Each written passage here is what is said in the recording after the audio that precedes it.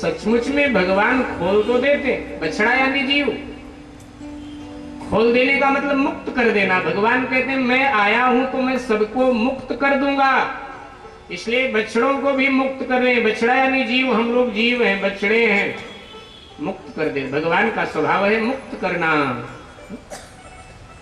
मुक्त कर। मैया ने कहा रंगे हाथ पकड़ के लाओगी तो मानने वाली, ऐसे नहीं, जाओ। अब गोपियां खिजती हुई अपने अपने घर। अब ये राह रोकने से कुछ खास हासिल नहीं हुआ तो भगवान ने कहा हर घर में चोरी करो। अब हर घर में चोरी होने लगी और किसी वस्तु की चोरी होती नहीं, केवल माखन की चोरी। क्योंकि कंस पे माखन जाता था, जो कंस पे जा रहा था उसी वस्तु को चोरी हो रही। माखन चोर पकड़ में आता, हर घर में चोरी। रोज सुबह हाहाकार मचता है, माखन नहीं बचा, सब चोरी। और जब माखन बचे ना तो फिर मथुरा जाए तो क्या जाए, माखन जाना बंद। कंस वहां बखौलाया हुआ है कि माखन नहीं आ रहा। आज भगवान ने फिर सभा किया और कहा भाई पता लगा के बताओ कि कोई ऐसा है ब्रज में जो अब भी माखन कंस को पहुंचाता। ग्वालों ने कहा कन्हैया बस एक ही सखी बची है।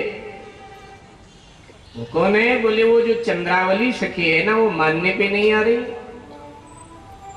ना समझाने पे ना बुझाने पे, वो तो रोज ले जाती है कंस पे माखन।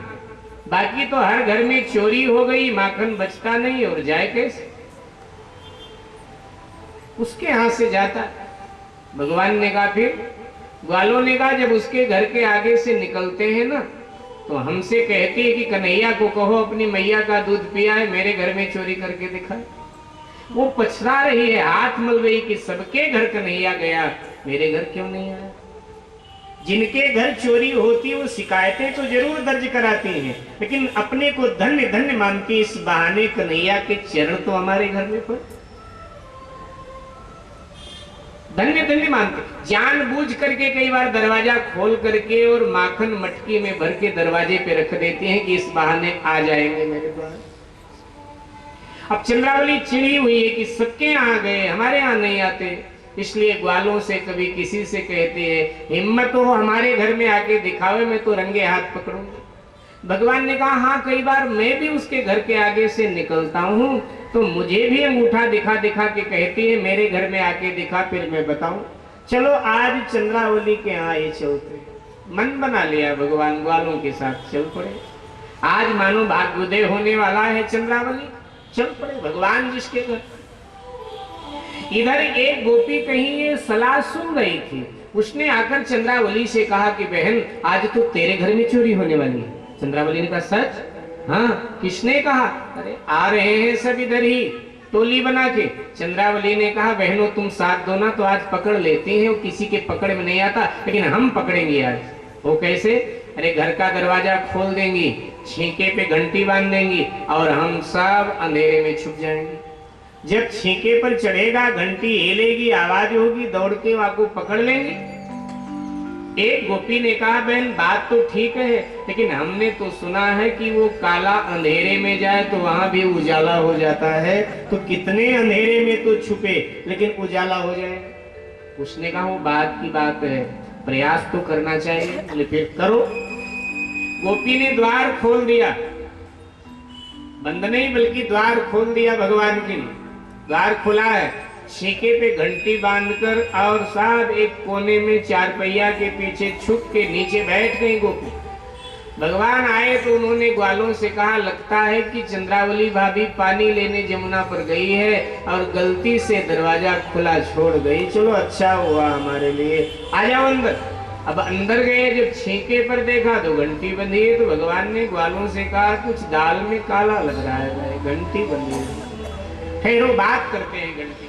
भगवान ने कहा घंटी महारानी अगर तो तुझे बजना है तो बता दे, हम जाएं, और ना बजना हो तो बता, क्योंकि हम आए हैं चोरी करने। अगर बजना हो तो हम चले जाएं, ना बजना हो चोरी कर लें।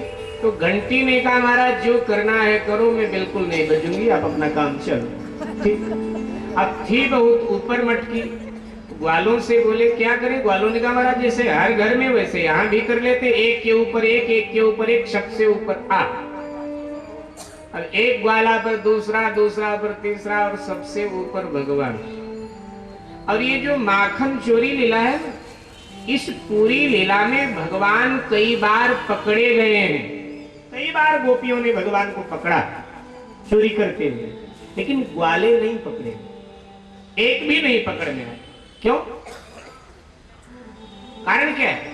ग्वाले क्यों नहीं पकड़े गए? चोरी में तो भी बराबर हिस्सा लेते, भगवान को ऊपर रखते हैं हमेशा और ग्वाले नीचे रहते। अर्थात सुखदेव जी बताना चाहते हैं संसार में भी अगर भगवान को आगे करके चलोगे तो संसार की कोई बुराई तुम्हें पकड़ नहीं पाएगी।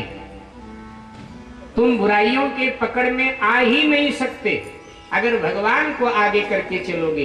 ये ग्वाले भगवान को ऊपर रखते हैं, भगवान को आगे रखते हैं, खुद पीछे रहते हो। हम लोग भगवान को पीछे रखते हैं, खुद आगे रहते, इसलिए हर बुराई हमको पकड़ लेती, हर समस्या हमको रुला देती है। लेकिन भगवान अगर आगे हो तो कोई बुराई, कोई समस्या हमारा कुछ बिगाड़ नहीं पाएगी। ये प्रसंग बताता है ठाकुर जी को आगे करके। दोहा में कहते सदा भवानी दाहिने सन्मुख रहे गणेश, तब 5 देव रक्षा करें ब्रह्मा विष्णु महेश। भगवान को आगे करके जीवन की यात्रा में ठाकुर जी को आगे रखना चाहिए, स्वयं पीछे रहना। हम लोग खुद आगे हो जाते हैं, भगवान को पीछे करते हैं, इसलिए ग्वाले पकड़ में नहीं, भगवान सबसे ऊपर। अब माखन का लोंदा निकाल निकाल करके नीचे वालों को देने लगे, सब खाने लगे। अब खा पी करके जब सब तृप्त हो गए तो बोले कन्हैया हम तो तृप्त हो गए, अब तू भी जल्दी खा, और भागते नहीं चंद्रावली आ जाएगी।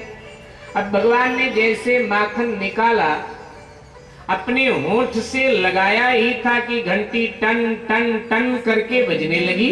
भगवान ने कहा अरे बेवफा, तूने तो कहा था बजूंगी नहीं, अब काहे को बज रही है? तो घंटी ने कहा देखो महाराज मेरी गलती नहीं, जब तक ग्वाल खा रहे थे तब तक मैं बिल्कुल नहीं बजी, लेकिन अब अगर नहीं बजूंगी तो वेदों का अपमान हो जाएगा। वो कैसे? तो कहा कि महाराज वेदों में लिखा हुआ है कि जब गोपाल जी भोग लगावे तो घंटी जरूर बजनी चाहिए। ये कह करके घन घन घन घन करके बजने लगी, और जैसे बजने लगी गोपियां चिल्ला पड़ी अरे चोर चोर दौड़ो।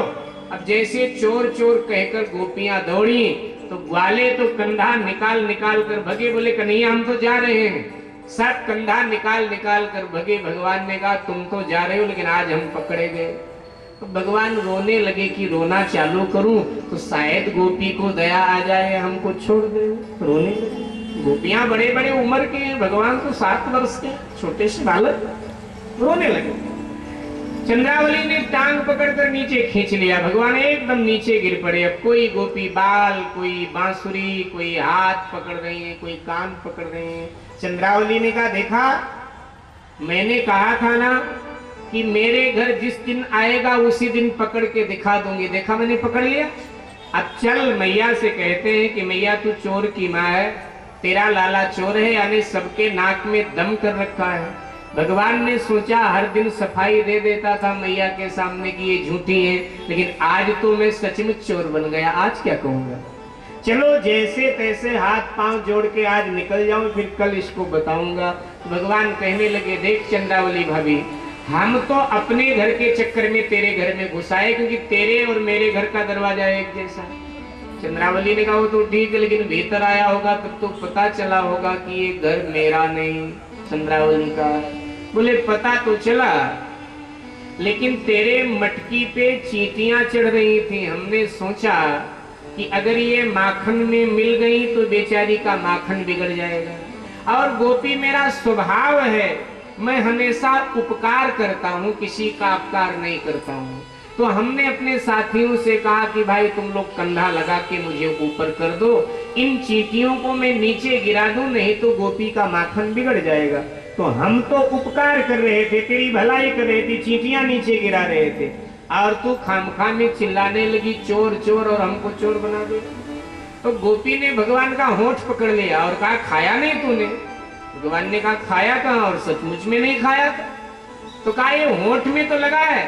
भगवान ने कहा एक चींटी तेरे माखन में गिर गई थी, मैं उंगली से उस चींटी को निकाल के बाहर फेंक रहा था, वो जरा सा माखन मेरे उंगली में लग गया, उसी समय मेरे होंठ में खुजली होने लगी और उसी उंगली से मैंने होंठ खुजला दिया, वो जरा सा लग गया, खाया कहाँ।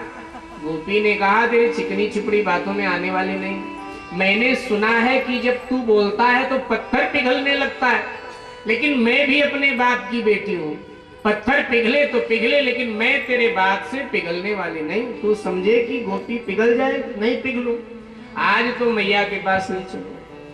भगवान ने कहा तू मैया के पास मत ले चल, जो तू कहे वो काम करूंगा तेरे घर का।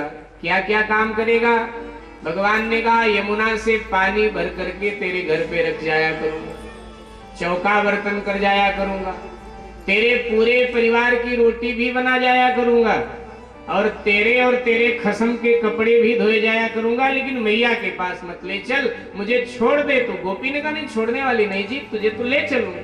हाथ पकड़कर घसीटने लगी, इतने में उसका आदमी आ गया तो कहने लगी जी तुम भी चलो, जब हम अकेली जाती है ना मैया डांट के भगा देती, तुम भी चलो। तो गोपी का आदमी बिगड़ गया, उसने कहा तुम लोगों ने क्या बवाल मचा रखा, रोज चिल्लाती हो मेरे घर चोरी किया, मेरे घर चोरी किया, एक बच्चे के पीछे लगी रहती हो तुम लोग, अगर चोरी कर भी लिया तो क्या हुआ, बच्चा है, जैसे नंद बाबा का बेटा वैसे मेरा बेटा, एक छोटे बच्चे के पीछे पड़ी रहती हो। चंद्रावली बिगड़ गई, उसने कहा मुझे तो लगता है इस चोर मंडली में तुम भी शामिल हो। लड़ने लगी पति से, और जब लड़ने लगी उसने कहा भागमान मेरा मत्था मत खा, चल चल रहा हूं। वो भी मजबूर होकर बेचारा पत्नी के पीछे पीछे चल पड़ा। नंद जी का भवन बिल्कुल आने वाला था, बड़बड़ाती हुई गोपी आ रही थी भगवान का हाथ पकड़े पकड़े। इतने में ब्रज के एक बूढ़े सज्जन उधर से आते दिखाई पड़े, ये रिश्ते में चंद्रावली के जेठ लगते थे। अब गोपी ने देखा जेठ जी आ रहे हैं। उन दिनों ब्रज में घूंघट प्रथा थी, आज भी ब्रज के देहातों में घूंघट प्रथा है, बड़े बूढ़ों के सामने बहुएं घूंघट किया करती, एक मर्यादा है, एक परंपरा है। तो देखा जेठ जी आ रहे हैं, तो चंद्रावली ने भगवान का हाथ छोड़ दिया और अपने घूंघटा को सरकाने लगी। भगवान को अवसर मिल गया, भगवान ने धीरे से चंद्रावली के आदमी का हाथ पकड़ा और अपने ईश्वरत्व को प्रकट कर दिया। वो भूल गया बेचारा अपने आप को, कुछ समझ नहीं पाया उसका आदमी, और धीरे से चंद्रावली के हाथ में थमा दिया उसके पति का हाथ, और भगवान अंतर्ध्यान हो गए। अब गोपी तो घूंघट में चल रही है ना, हाथ पकड़े पकड़े, वो समझती है कृष्ण ही मेरे हाथ में।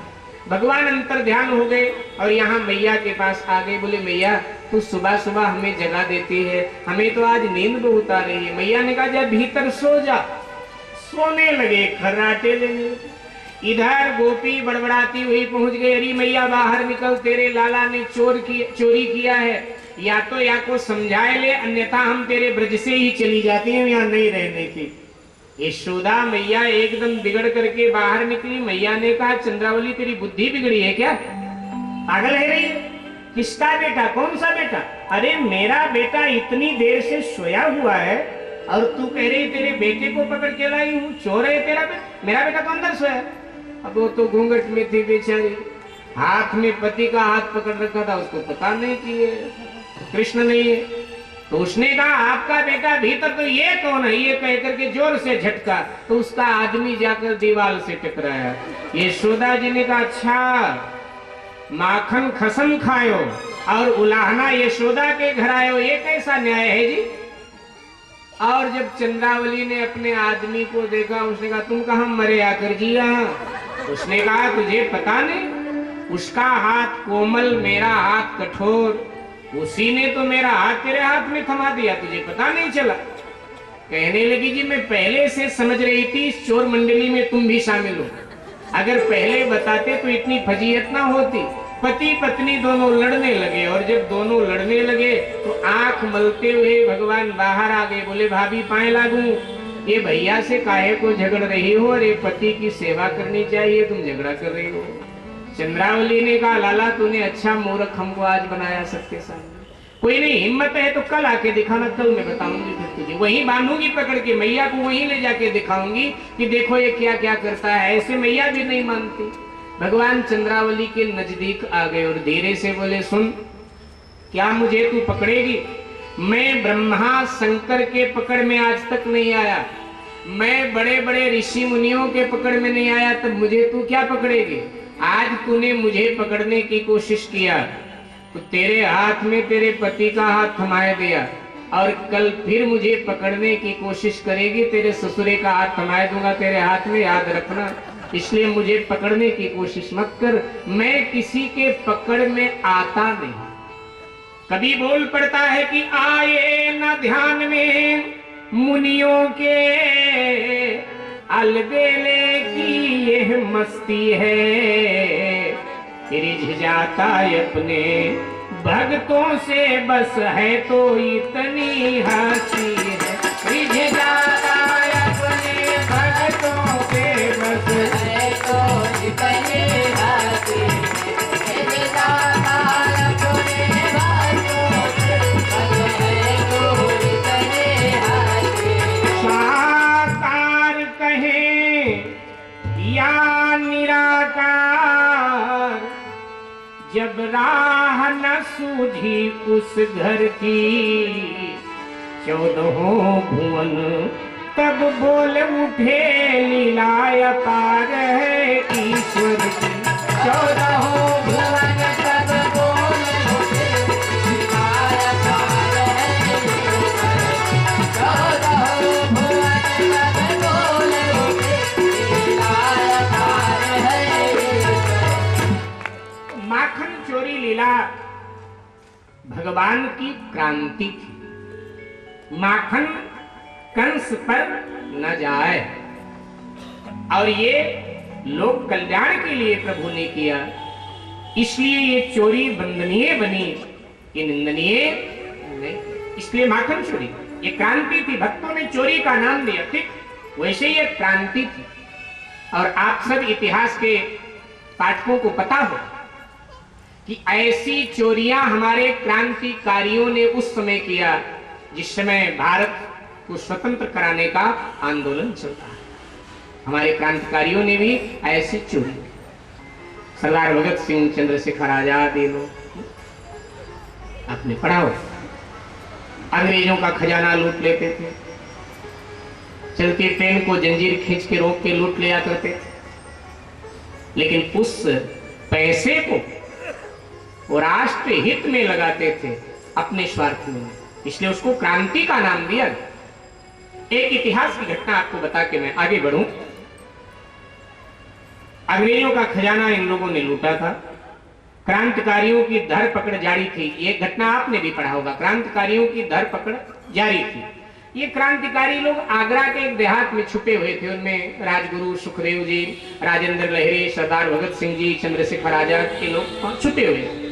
उसी समय जबलपुर में चंद्रशेखर आजाद जी की मां बहुत बीमार पड़ी, गरीब परिवार से थे चंद्रशेखर आजाद, मां बहुत बीमार पड़ी, दवा के लिए पैसा नहीं, कुछ नहीं।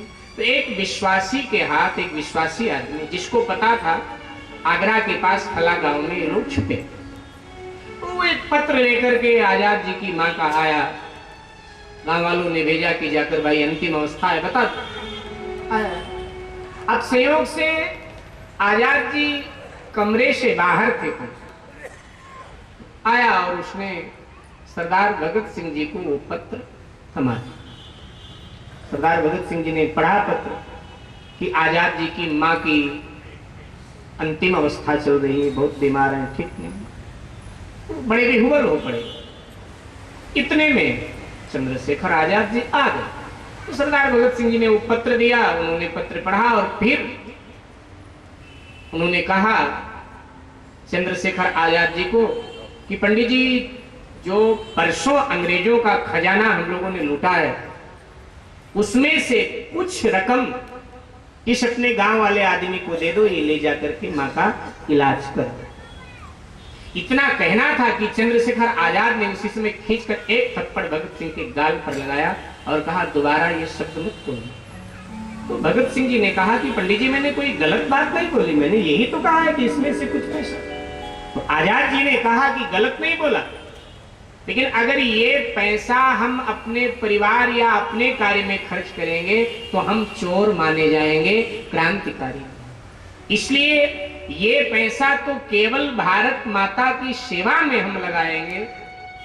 हाँ, वो हमारी माँ है, वो बीमार है, उसके इलाज का हम अपने ढंग से कहीं प्रबंध करेंगे, लेकिन ये जो लूट का खजाना है ये केवल और केवल राष्ट्र की सेवा में लगेगा, भारत माता के कार्य में लगेगा, हमारे निजी कार्य में नहीं लगेगा। ये चंद्रशेखर आजाद के शब्द। तो ये क्रांति कही गई। तो ऐसे ही उस काल में भगवान श्री कृष्ण की ये क्रांति थी, माखन चोरी। माखन चोरी को, लीला को लेकर के प्रभु को माखन चोर कहा जाता है। तत्पश्चात भागवत जी में आता है रास रहस्य। इसे ढंग से समझ, रास लीला क्या है।